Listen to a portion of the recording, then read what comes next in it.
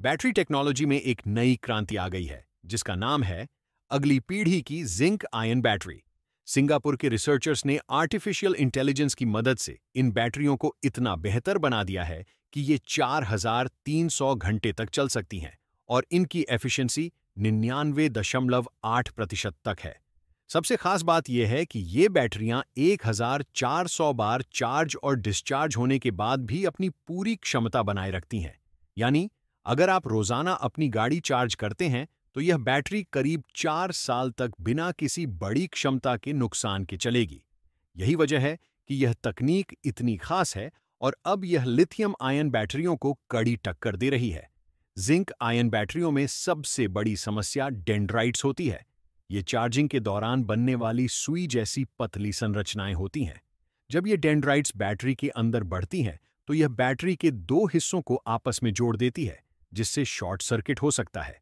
इसका नतीजा यह होता है कि बैटरी जल्दी खराब हो जाती है और उसकी उम्र बहुत कम हो जाती है।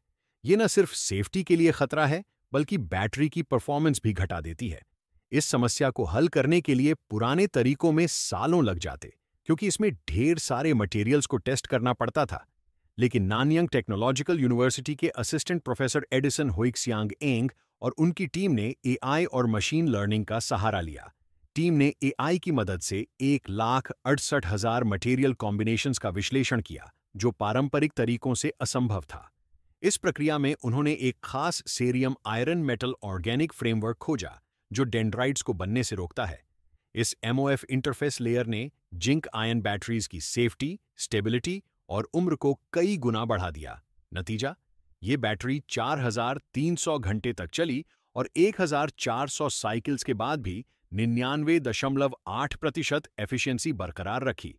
ये परफॉर्मेंस सामान्य बैटरी से कहीं बेहतर है। प्रोफेसर एंग का कहना है कि जैसे जैसे रिन्यूएबल एनर्जी का इस्तेमाल बढ़ रहा है, वैसे वैसे भरोसेमंद एनर्जी स्टोरेज सिस्टम की जरूरत भी बढ़ रही है। हमारा लक्ष्य ऐसी बैटरीज बनाना है जो ज्यादा चलें, तेजी से चार्ज हों और पर्यावरण के लिए बेहतर हों। Zinc ion batteries lithium ion batteries से सस्ती और सस्टेनेबल हैं, क्योंकि जिंक आसानी से उपलब्ध है और इसका माइनिंग आसान है। साथ ही ये बैटरीज रिसाइकल करने में भी आसान है। इस ब्रेक थ्रू का असर सिर्फ जिंक बैटरीज तक सीमित नहीं है। कंज्यूमर इलेक्ट्रॉनिक्स, इलेक्ट्रिक कार्स और बड़े पावर सिस्टम्स में भी इसकी जरूरत है। एआई ने इस खोज को तेज किया है। पहले नए मटेरियल खोजने में सालों लग जाते थे, लेकिन अब एआई की मदद से यह काम कंप्यूटर पर जल्दी हो जाता है। एआई ऐसे मटेरियल भी ढूंढ लेता है जो पहले नहीं मिलते थे। इससे समय और मेहनत दोनों की बचत होती है। एआई की मदद से टीम ने बैटरी के डिजाइन को भी ऑप्टिमाइज किया। नई एमओएफ लेयर न सिर्फ डेंड्राइट्स को रोकती है, बल्कि बैटरी की थर्मल स्टेबिलिटी को भी बढ़ाती है। इससे बैटरी ज्यादा गर्म नहीं होती और लंबे समय तक चलती है।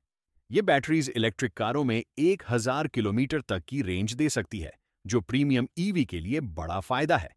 साथ ही इनका प्रोडक्शन स्केल करना आसान है, जिससे लागत और कम हो सकती है। भारत के लिए ये तकनीक बहुत मायने रखती है। भारत में इलेक्ट्रिक वाहनों और रिन्यूएबल एनर्जी की मांग तेजी से बढ़ रही है। जिंक आयन बैटरीज सस्ती होने की वजह से मास मार्केट के लिए ज्यादा सही है। ये 2 व्हीलर्स, 3 व्हीलर्स और ग्रिड स्टोरेज के लिए भी इस्तेमाल हो सकती है। लेकिन अभी कुछ चुनौतियां हैं। मास प्रोडक्शन के लिए और निवेश चाहिए और भारत में जिंक बैटरीज का इंफ्रास्ट्रक्चर अभी शुरुआती दौर में है।